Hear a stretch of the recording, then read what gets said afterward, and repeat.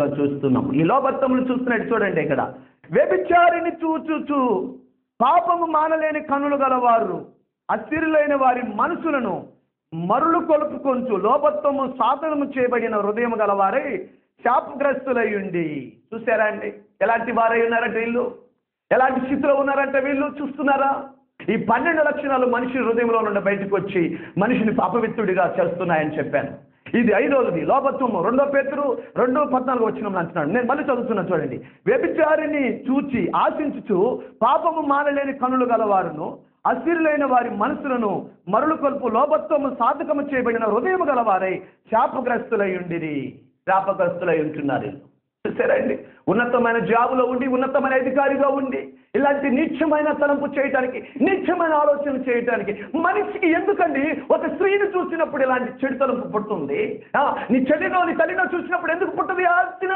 అంటే తోటి వాడిని చూసినప్పుడు నీ చెల్లి కాకపోతే ఏదో వాళ్ళని చూసినప్పుడు వారి మీద కామ వికారంతో ఆలోచిస్తావా? దేవుడు రేపు నేను లెక్క అడగబోతున్నాడు.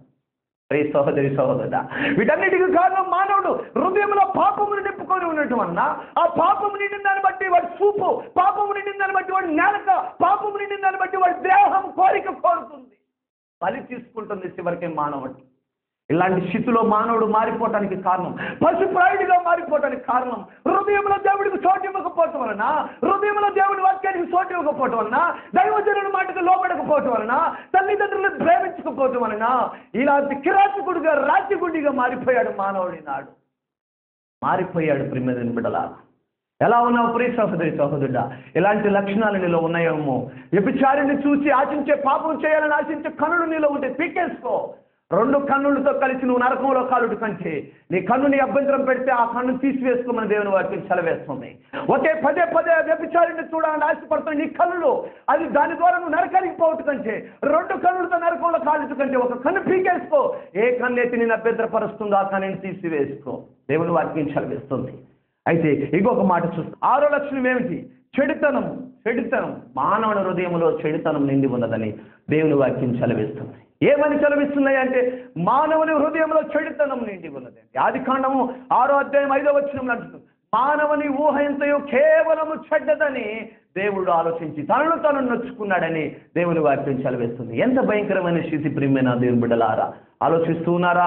దేవుని వాక్యాన్ని వింటున్న ప్రియ సహోదరి సహోదరుడా, నీ జీవితంలో, నా జీవితంలో ఇలాంటి చెడు తలంపులు ఉండటానికి వీల్లేదు. దేవుని వాక్యానికి సోటివ్వండి. దేవుని మార్గంలో నడుచుకున్నప్పుడు ఇలాంటి కార్యాలు చేయకుండా దూరంగా ఉంటారని మీ అందరికీ మనవి చేస్తూ ఉన్నాను. ఇంకొక మాటను చూస్తున్నట్లయితే 7వ లక్షణం కృత్రిమమును అనగా, ఈ కృత్రిమమును అనగా మానవుని హృదయంలో ఉన్న ప్రతి కార్యం నెరవేర్చుకోవాలనే ఆలోచన, ఆవేదన, ఇవన్నీ కూడా మానవుని చెడగొడుతుంది. ప్రియమైన బిడ్డలారా, ఆలోచిస్తూ ఉన్నారా? దేవుని వాక్యం ఆలోచిస్తున్నారా? అయితే మానవుడు పుట్టుకతో పాపి కాదు, కానీ మనిషి పుట్టిన తర్వాత ఇవన్నీ అనేకమైన తంత్రములు కల్పించుకున్నాడు. మానవుని హృదయంలో నుండి ఎలాంటి చెడు తలంపులన్నీ బయటకు వచ్చి మానవుని అపవిత్రంగా పరుస్తుంది, మానవుని చివరికి నరకానికి చేరువ చేస్తుంది. వాక్యం వింటున్న ప్రియ సహోదరి సహోదరుడా, ఎలాంటి వాడిగా ఉన్నావు? ఎలాంటి వాడిగా ఉన్నావు? ఇదిగో మోకపు చూపు చూస్తున్నావా? అయితే దేవుని ప్రేమను కలిగి ఉన్నావా? ఎలాంటి ఆలోచనతో ఉన్నావు? ఎలాంటి లక్షణాలు కలిగి ఉండి నువ్వు క్రీస్తుని నమ్ముకున్నా అని భ్రమలో ఉన్నా, నీవు భ్రమలో ఉన్నావే తప్ప నీ భక్తి కరెక్ట్ కాదని ఆలోచించుకో. నిన్ను నువ్వు పరిశోధించుకో, నిన్ను నువ్వు జాగ్రత్తగా సరిచేసుకో. మానవుని హృదయంలో నుండి వచ్చి నీ మనిషిని అపవిత్రపరుస్తున్నవి ఈ 12 లక్షణాలు ఒకవేళ నీలో ఉంచి పరలోకానికి వెళ్ళే అర్హతను కోల్పోయిన వాడుగా ఉంటావు. ఇంకొక విషయం చెప్తున్నాను, కామ వికారములు. 8వది చూడండి. మనిషిలో 12 లక్షణాలు బయటకు వచ్చి మనిషిని అపవిత్రపరుస్తాయని చెప్పాను.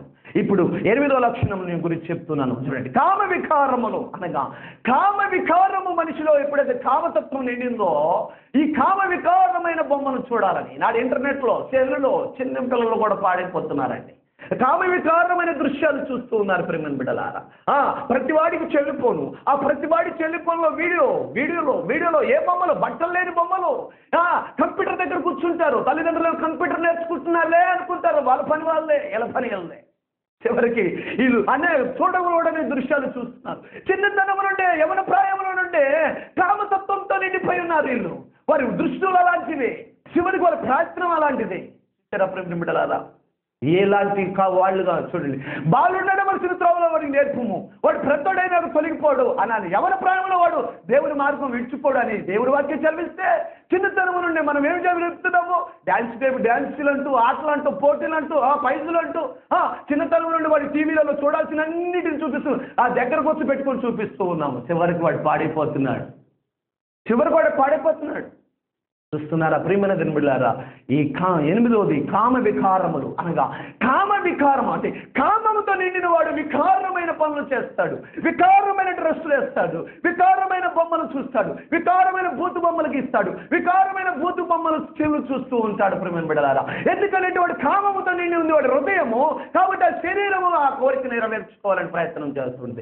ఈ కామ వికారంతో నిండిన వాడికి ఇంకేది ఉండదు. ప్రియమైన బిడ్డ, చిన్న బిడ్డ ఉండదు, కుంటివాడనదు, గుడ్డివాడనదు, భయంకరమైన స్థితిలో. మన టీవీలో చూశానండి నేను, వార్తల్లో వికలాంగ్ అంటే ఆమె, ఆ వికలాంగ్ వచ్చి మంచి ఉన్నతమైన ఆఫీసరండి, ఆమెను చెడగొట్టాడండి, 10 నెలలు చేశారని చేసి చివరికి ఆమె గర్భము బయటపడ్డ తర్వాత వాడి పాపం బయటపడిందండి. ఎంత భయంకరమైన స్థితి అండి! కామంతో నిండిన మూర్ఖుడు ఈ హృదయంలో ఈ చెడుతనంతో నిండి ఉండటం వల్ల శరీరాన్ని నెరవేర్చుకోవాలని ఆలోచిస్తూ ఉన్నాడు. చూసారండి? 9వది చూడండి, మత్సరమును అనగా 1 పేతురు 2:2 ఉంటుంది. మత్సరం మనిషిని హృదయంలో ఉన్న చెడుతనం, అసూయ, కుళ్ళు, అనేకమైన మత్సరములు ఉన్నాయండి. ఈ మత్సరములను తుడిచివేసుకోవాలి ప్రియమైన బిడ్డలారా. అసూయ, అహంకారము, గర్విష్ఠతనము, అనేకమైన అన్ని మత్సరాలండి. మనిషి హృదయంలో మత్సరాలుగా కనపడుతూ ఉంటాయి ప్రియమైన బిడ్డలారా. 10వది దేవదూషణం అనగా సామెతలు 17:5 చెప్తున్నాడు. ఎవడైతే పేదవాడిని తునికరిస్తాడో, ఎవడైతే పేదవాడిని తిడతాడో, ఎవడైతే పేదవాడిని అపహరిస్తాడో, అవమానపరుస్తాడో సృష్టికర్తను నిందించువాడు అనగా దేవుణ్ణే అవమానపరిచిన వాడు, దేవుణ్ణే దూషించిన వాడండి. చూసారండి? 10వ లక్షణం ఇది. ఇంకోటి 11వ లక్షణం చెప్తున్నా, అహంభావము అనగా, అహంభావము ప్రియమైన బిడ్డలారా, మనిషిలో అహము అనగా నేను గొప్ప అనే అహము, అదే జీవపు డంబం అని కూడా అంటారు ప్రియమైన బిడ్డలారా. వాడు కలిగిన ఉద్యోగం కానీ, వాడు కలిగిన పని కానీ, కలిగిన పదవులు వాడు దేవుడి కంటే గొప్పగా నేను అతికుణ్ణి, నేను గొప్పవాడిని అని అతిశయపడతాడు. ఈ అహంభావం కూడా మానవుని హృదయం నుండి బయటకు వచ్చి మనిషిని అపవిత్రపరుస్తుంది. ఇంకొకటి 12వదండి లాస్ట్గా. అయితే అవివేకము అనగా విస్తారమైన మాటలు మాట్లాడుతూ ఉంటారు, అనేకులు ఏలలు చేస్తూ ఉంటారు, తీసేసి మాట్లాడుతూ ఉంటారు, అవివేకంగా ప్రవర్తిస్తుంటారు. మేము జ్ఞానులు అనుకుంటారు కానీ వాళ్ళు జ్ఞానులు కాదండి, అవివేకులు. చూసారా? మానవుని హృదయంలో నుండి 12 లక్షణాలు నేను మళ్ళీ చదువుతున్నాను ప్రియమైన బిడ్డలారా. మానవుని హృదయంలో నుండి బయటకు వచ్చినవి మనిషిని ఎలా అపవిత్రపరుస్తున్నాయో ఇవి నేను ఈరోజు నీకు చూపిస్తూ ఉన్నాను. జాగ్రత్తగా 12 లక్షణాలలో 1వదిగా జారత్వము, 2వదిగా దొంగతనములు, 3వదిగా నరహత్యలు, 4వదిగా వ్యభిచారమును, 5వదిగా లోభమును, 6వదిగా చెడితనము, 7వదిగా కృతమును, 8వదిగా కామ విహారమును, 9వదిగా మత్సరమును, 10వదిగా దేవదూషణ, 11వదిగా అహంభావమును, 12వదిగా అవివేకము. ఇదిగో మానవుని హృదయంలో నుండి ఇవన్నీ బయటకు వచ్చి మనిషిని అపవిత్రపరుస్తున్నాయి. ప్రియ సహోదరి సహోదరుడా, వాక్యం వింటున్న ప్రియ సహోదరి సహోదరుడా, ఎలాంటి లక్షణాలు నువ్వు కలిగి ఉన్నావేమో, ఇలాంటి లక్షణాలలో ఒక్కటి నువ్వు కలిగి ఉన్నా పరలోకానికి వెళ్ళవు సుమా. దయచేసి మనవి చేస్తూ ఉన్నాను, నీ తోటి స్నేహితుడిగా, నీ తోటి అన్నగా నేను ఒక మాట నీకు చెప్పాలని ఆశపడుతున్నాను. ఇలాంటి లక్షణాలు ఒకవేళ నీలో ఉంటే వాటిని ఇప్పుడే ఈ క్షణమే తీసివేసుకోమని మనస్ఫూర్తిగా నిన్ను ప్రేమిస్తూ అడుగుతూ ఉన్నాను. అలాంటి లక్షణాలు ఉన్నవారు పరలోకానికి వెళ్ళరు.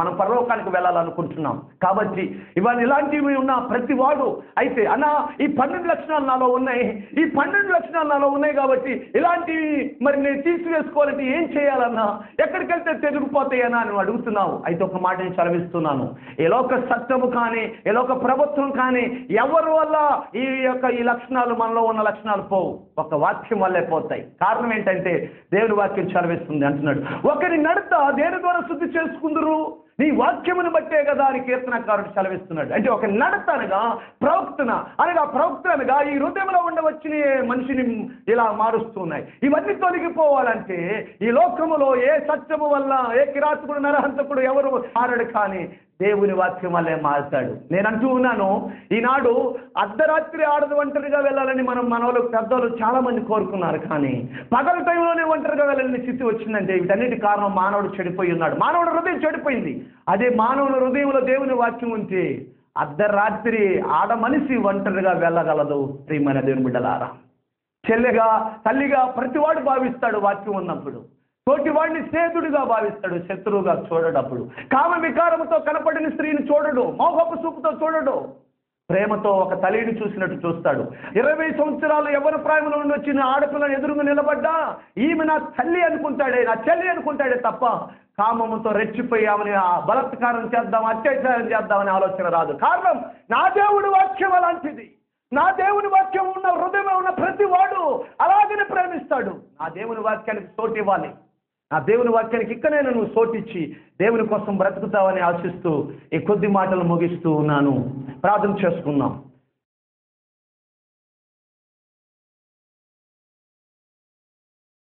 పరిశుద్ధుడా, ప్రేమగల తండ్రి రాజ్యాన్ని కొందనాలు సూత్రాలు చెల్లిస్తూ ఉన్నానయ్యా. ఇదిగో మానవుని హృదయంలో నుండి బయటకు వచ్చినవి మనిషిని అపవిత్రపరుస్తున్నాయని తెలియపరిచావు. కాబట్టి నాయన మా హృదయంలోనైనా చెడు తలములు చెడు ఆలోచనలు రాకుండా ఉండాలంటే ఇదిగో నాయన నీ వాక్యం మా హృదయంలో నిండి ఉండాలి. నీ ఎదుట నేను ఏ పాపము చేయకుండా ఉండలాగున నా హృదయంలో నీ వాక్యాన్ని నింపమని దావీదు మహాభక్తుడు ప్రార్థించినట్టుగా మేము ప్రార్థిస్తున్నాం. అయ్యా, నీ ఎదుట మేము ఏ పాపము చేయకుండా ఈ 12 లక్షణాలు మా హృదయంలో నుండి బయటకు వచ్చి మమ్మల్ని అపవిత్రపరచుకున్నా ఈ 12 లక్షణాలు తొలగిపోవాలంటే ఇదిగో మాలో నేను నీ హృదయంలో అయ్యా మా హృదయంలో నీ వాక్యం నింపుకుంటాం ప్రభువా. నీ వాక్యం మా హృదయంలో నిండి ఉన్నప్పుడు ఏ పాపము నీ ఎదుట మేము చేయము నాయన. అయ్యా, తోటివాడిని తోటివాడిగా ప్రేమిస్తాము, పరాయి స్త్రీని పరాయి స్త్రీగా కాక సొంత తల్లిలా ప్రేమిస్తాం ప్రభువా. అలాంటి స్వభావము మాకు కావాలి. అలాంటి ప్రార్థన ఈ వాక్యం వింటున్న ప్రతి బిడ్డ చేయలాగా నాయన. అయ్యా, నీకే కృప ఘనత మహిమ తీసుకురండి మాకు. అయ్యా, నీకే ఘనత మహిమ ప్రభువా. అలాగనే ప్రభువా, ఈ వాక్యానికి స్పాన్సర్ చేసిన బిడ్డలు ప్రభువా, షేక్ సుబాని భార్య నాగూర్బి, తాడిపల్లి గ్రామము, విజయవాడ. అయ్యా, వారిని వారి కుటుంబాన్ని వారి తల్లిదండ్రులు అన్నదమ్ములు బంధుమిత్రులు స్నేహితులు దీవించి సమస్త వారి అత్తమామల కుటుంబాలను దీవించమని, ఈ వాక్యం వింటున్న ప్రతి బిడ్డని ప్రతి ఒక్కరిని దీవించి బలపరిచి ఆశీర్వదించమని త్వరలో రానే ఉన్న యేసుక్రీస్తు నామములో మిక్కిలిగా ప్రేమించి ప్రార్థన సమర్పిస్తూ ఉన్నాను తండ్రి గారు. ఆమేన్. మీ అందరికి వందనాలు. ప్రతి శనివారము 6 గంటలకు ఏ ఆత్మల రక్షణకై అనే కార్యక్రమం ప్రసారం అవుతుంది. చూస్తున్న వారందరూ కూడా మాకు ఫోన్లు చేస్తున్నారు. వెదర్ మీ